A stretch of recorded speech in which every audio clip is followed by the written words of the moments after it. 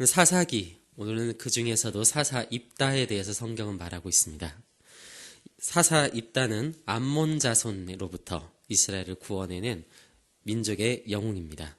입다는 암몬 자손과 전쟁하고 마침내 승리하게 되었는데요. 하지만 놀랍게도 하나님께서는 이 입다의 이야기에 대한 절정을 입다의 어리석은 서원에 초점을 맞추고 있습니다. 입다는 하나님의 호의를 얻기 위해서 다음과 같이 소원합니다. 곧 자신이 암몬 자손을 이기고 돌아오게 되었을 때 누구든지 자기 집문에서 먼저 자기를 맞으러 오는 사람이 있다면 내가 그 사람을 번제물로 드리겠다라고 이야기하는 것입니다. 가장 좋은 것으로 하나님께 드리는 것은 물론 합당한 것이지만 이러한 것들은 하나님의 율법에서 분명하게 금지한 것임에도 불구하고 입다는 사람의 생명을 하나님께 드리기로 결정을 하는데 마침 첫 번째로 입다의 눈에 띄게 된 것은 운명의 장난처럼 그의 외동딸이 눈에 띄게 되었고 입다는 마음속에 가득한 괴로움을 안고 그 자신의 외동딸을 번제물로 드린 것이 바로 오늘 이 사건의 전반적인 내용이라 할 수 있습니다. 오늘 사람들이 많이 헷갈려하는 부분이 29절을 보면 여호와의 영이 입다에게 임하시니라는 구절이 있습니다. 자, 그런 다음에 어떻게 되었습니까? 입다가 길르앗과 므낫세를 지나서 길르앗의 미스베에 이르고 길르앗의 미스베에서부터 암몬 자손에게로 나아갈 때 그때 그가 여호와께 서원하여 이르되 하고 이제 이런 서원을 하게 되고 전쟁에서 승리하게 되죠. 그렇다면 사람들은 이제 궁금해하는 거죠. 여호와의 영이 임한 사람이 이렇게 잘못된 판단을 할 수가 있는가? 이것은 사실 하나님께서 계획하시고 하나님의 뜻이 숨어 있는 것이 아닌가?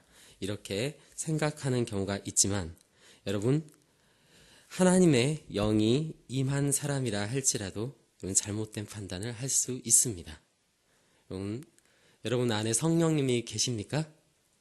네, 여러분 잘못된 판단 하지 않습니까?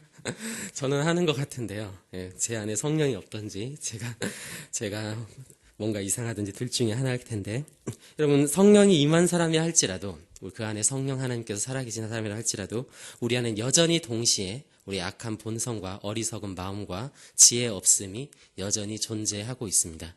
또한 우리는 세상을 살아가고 있기 때문에 그 세상 가운데 잘못된 문화와 잘못된 사상들에 젖어서 살아갈 수가 있습니다. 그렇기 때문에 우리는 매일매일 말씀 가운데 자신을 돌아봐야 하는 것이고 그 가운데 스스로 회개하고 주님 앞에 나가야 하는 것이죠. 자, 오늘 입다는 여호와의 영이 임하여서 하나님의 전쟁에서 승리했습니다. 우리도 또한 마찬가지입니다. 우리도 하나님의 십자가의 은혜로 말미암아 구원 받았습니다. 모든 어둠에서 빛으로 나왔고 우리도 승리한 자들입니다. 자, 그럼에도 불구하고 때때로 우리가 이런 잘못된 판단을 할 때가 있다라는 거죠. 우리 하나님의 말씀은 사람을 제물로 드리는 것을 엄격하게 금지하고 있습니다. 우리 몇 구절만 한번 같이 살펴보는데요. 우리 레위기 18장 21절 한번 보도록 하겠습니다. 레위기 18장 21절.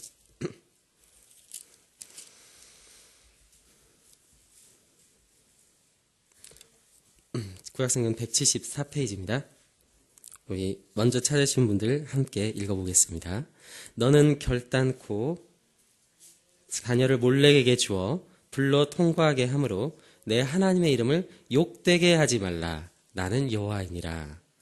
하나님께서 분명하게 사람을 자신의 자녀를 제물로 드리는 것은 하나님을 욕되게 하는 것이라고 말했습니다. 또한 신명기 12장 31절도 우리 한번 살펴보면 신명기 12장 31절 여기에는 이렇게 나와 있습니다.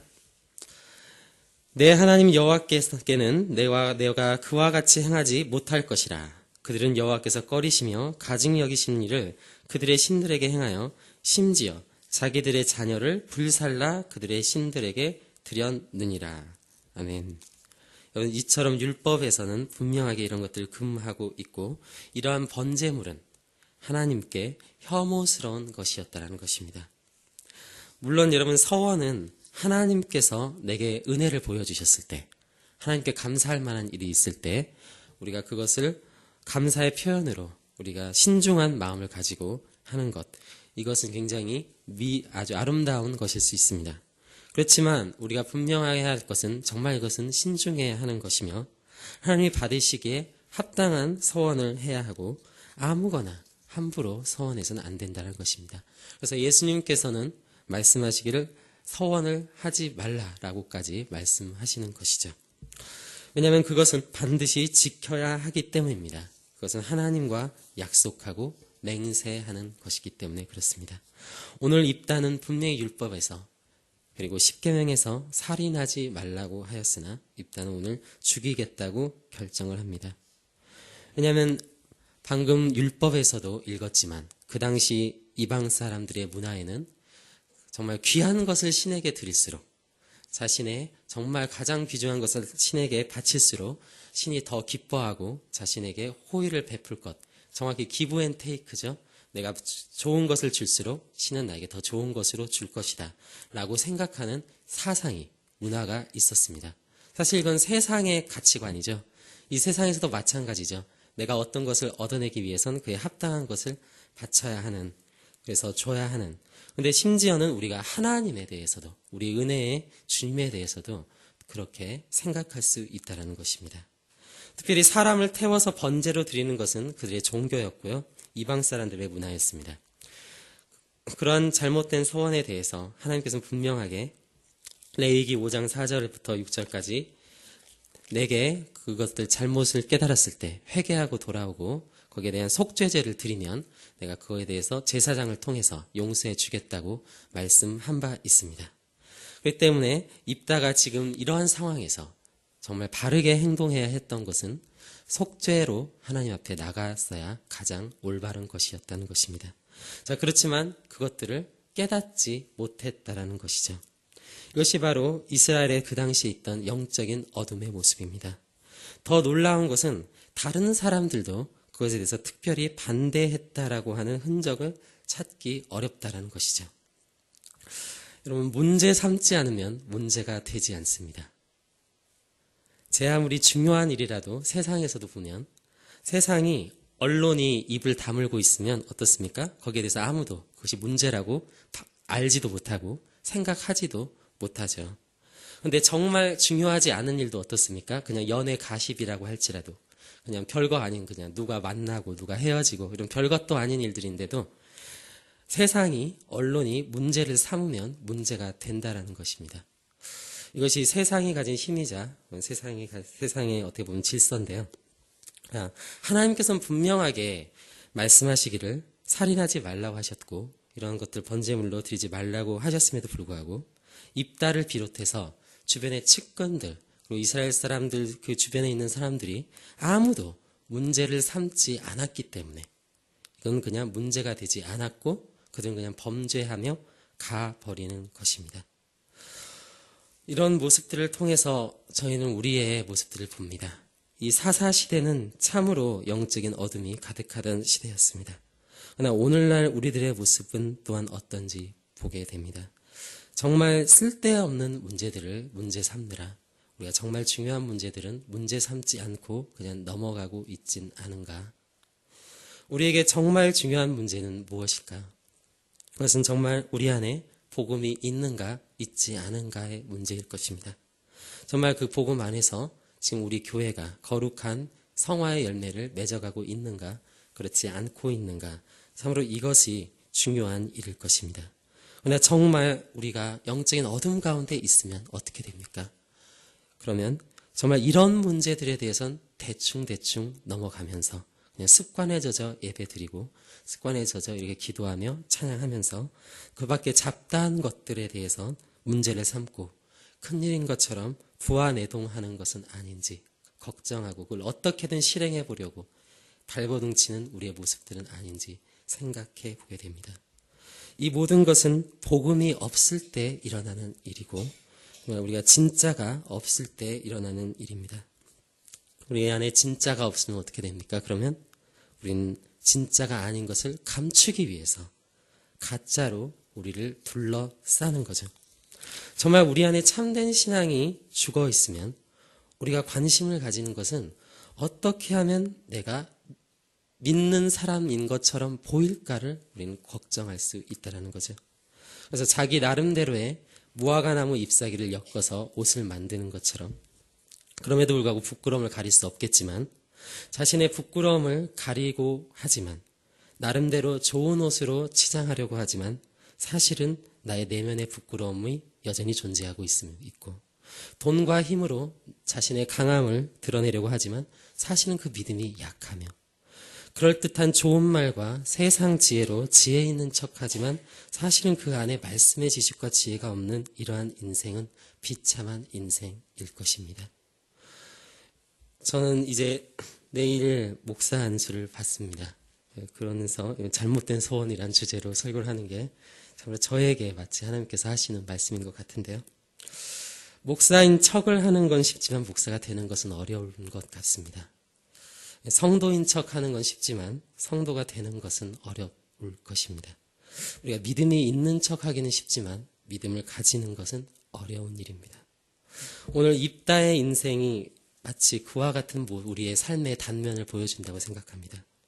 정말 하나님의 영이 임했고 정말 하나님께서 승리를 주셨음에도 불구하고 그 서원을 하고 그 서원을 반드시 지켜내므로 하나님께 내가 뭔가 충성된 것처럼 보이려고 하지만 사실은 하나님이 가장 싫어하는 범죄를 행하고 있는 이런 입다의 아이러니한 모습들, 이런 모습들을 통해서 나의 모습이 혹시 지금 이러한 길을 향해 달려가고 있진 않은가 하는 모습을 살펴보게 되는 것입니다. 오늘 입다 이러한 생각이 잘못된 것을 성경은 아주 이렇게 정확하게 지적하고 있는데요. 오늘 입다가 서원을 했기 때문에 하나님의 영이 임했습니까? 아니면 여호와의 영이 먼저 임했다라고 이야기하고 있습니까? 하나님은 이미 입다와 함께 하셨습니다. 29절 보니까 이에 여호와의 영이 입다에게 임하시니, 그러니까 하나님은 이미 입다에게 승리를 주시기로 결단을 하고 계획을 하시고 그것들을 실행하기 위해서 입다와 함께 하셨다는 거죠. 그가 서원을 하기 전부터. 그러나 입다는 자신의 서원이 마치 그 하나님의 승리를 불러올 것처럼 생각하는 이러한 모습들. 그러니까 우리는 하나님의 값없는 은혜를 얼마나 이 율법으로 바꾸기를 이렇게 일수인지 마치 나의 모습인 것입니다. 오늘 히브리서는 그럼에도 불구하고 오늘 놀라운 사실을 말하고 있습니다. 히브리서 11장 32절을 보면 하나님께서는 입다를 믿음의 사람으로 인정해 주십니다. 내가 무슨 말을 더 하리요? 기드온, 바락, 삼손, 입다, 다윗 및 사무엘과 선지자들의 일을 말하려면 내게 시간이 부족하리로다. 믿음의 계보에 대해서 말하면서 믿음의 사람이라는 누구인가를 말하면서 하나님이 우리 의미심장한 사람들을 입다 주변에 이렇게 배치를 해요. 삼손, 입다, 다윗 모두 다 하나님 앞에 어리석은 일들을 범했던 그러한 사람들입니다. 결국 이러한 그림들을 통해서 하나님이 오늘날 우리에게 말씀하시는 것은 우리에게 주어진 하나님의 복은 우리가 무언가를 하나님께 드려서 무언가 하나님께 잘해서 주어지는 것이 아니라 우리에게 주어진 그 모든 것들은 하나님의 은혜라는 것입니다. 내가 자격이 있어서 받는 것이 아니고 마땅히 충성했기 때문에 내가 귀한 것을 드렸기 때문에 하나님이 내게 복을 주시는 것이 아니라 하나님의 은혜는 값없이 주어지는 것이라는 것입니다. 결국 우리가 의인인 것은 하나님께서 우리의 죄를 용서해 주셨기 때문이고 우리가 의로운 일을 할 수 있는 것은 하나님께서 내게 그렇게 할 수 있는 환경과 그렇게 할 수 있는 능력과 또 그렇게 할 수 있는 결단을 내게 주셨고 그것들 깨닫게 하셨기 때문이라는 것입니다. 하나님께서 오늘 우리 입다의 이러한 어리석음을 우리에게 보여줍니다. 결국 우리가 이러한 나의 모습을 이 입다의 모습을 통해서 발견하게 되었을 때 우리는 스스로 자랑할 수 없다라는 것을 고백할 수밖에 없습니다. 하나님은 저희들의 이런 약함에도 불구하고 그럼에도 불구하고 나를 부르시고 나를 세우시고 나를 사용하셔서 결국 나를 세우시고 나를 하나님 나라로 데려가고 계십니다. 이것이 하나님의 사람은 결코 자신을 자랑할 수 없는 것이며 오직 예수님만을 의지할 수밖에 없는 그러한 모습입니다. 오늘 입다는 큰 용사였습니다. 그는 사사였고 그는 전쟁 영웅이었습니다. 그럼에도 불구하고 그는 순간의 판단으로 인하여 하나님 앞에 죄악을 범하게 됩니다. 우리도 스스로 돌아봐야 합니다. 우리가 의지할 수 있는 것은 내가 아닙니다. 내가 아무리 훌륭한 사람이라 할지라도, 내가 아무리 똑똑하고 내가 아무리 지혜 있는 자라 할지라도 우리가 하나님을 한순간에도 놓치게 되면, 하나님을 한순간에도 우리가 잃어버리게 되면 우리가 똑같은 길을 갈 수 있습니다. 절대로 자기 자신을 믿어서는 안 되며, 우리가 섰다고 생각할 때 넘어질까 우리는 항상 조심해야 합니다. 결국 저의 모습, 저의 인생을 돌이켜 볼 때도 저는 저를 알고 있습니다. 저는 목사가 될 만한 자격이 없는 사람인 것을 저는 알고 있습니다. 그렇지만 그럼에도 불구하고 하나님께서는 지금 저를 그렇게 인도해 가고 계신데, 정말 제 자격으로 되는 것이 아니라, 내 능력으로 되는 것이 아니라 끝까지 겸손하게 정말 하나님 앞에 엎드리며 주님의 길을 가는 제가 되기를 정말 이 시간 다시금 깨달아져야 될 것 같고요. 우리 성도 여러분들도 정말 하나님의 길을 달려갈 때 정말 끝까지 하나님께 우리의 시선을 붙들고 하나님의 말씀 앞에 우리가 계속해서 겸손하게 이렇게 나아갔을 때 하나님의 선을 우리가 이룰 수 있다는 것을, 그래서 우리의 마지막 인생길을 마지막에 왔을 때 이 모든 것이 하나님의 은혜였습니다, 이렇게 말할 수 있는 여러분들이 되시기를 진심으로 소원합니다. 우리 함께 찬송하도록 하겠습니다. 찬송가 268장입니다.